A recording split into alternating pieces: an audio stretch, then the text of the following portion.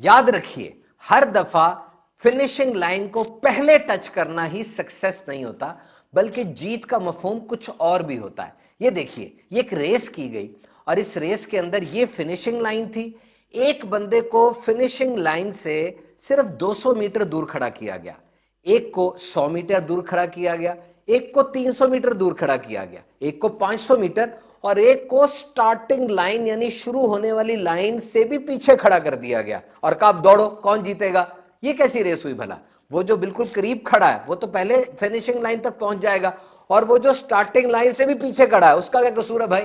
तो उसने कहा देखो, यही तो जिंदगी की रेस है। जिंदगी में ऐसा ही तो होता है, हर बंदा एक जैसा थोड़ी है। फैमिली बैकग्राउंड डिफरेंट है, स्किल सेट यानी हुनर डिफरेंट है, इंटरेस्ट डिफरेंट है, सब कुछ मुख्तलिफ होता है।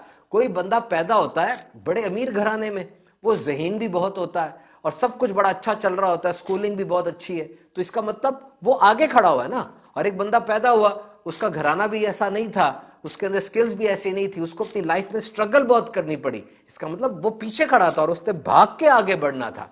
तो वो जो रेस हो रही होती है ओलंपिक में, वहां तो सब एक ही जैसे हैं, एक ही रेस है, ट्रेनिंग ली है और एक की तरफ भागना है।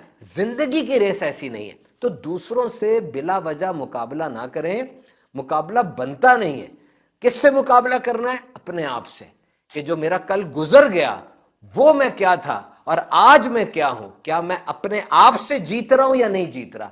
जो बंदा इस तरह मुकाबला करता है वो सबसे जीत जाता है।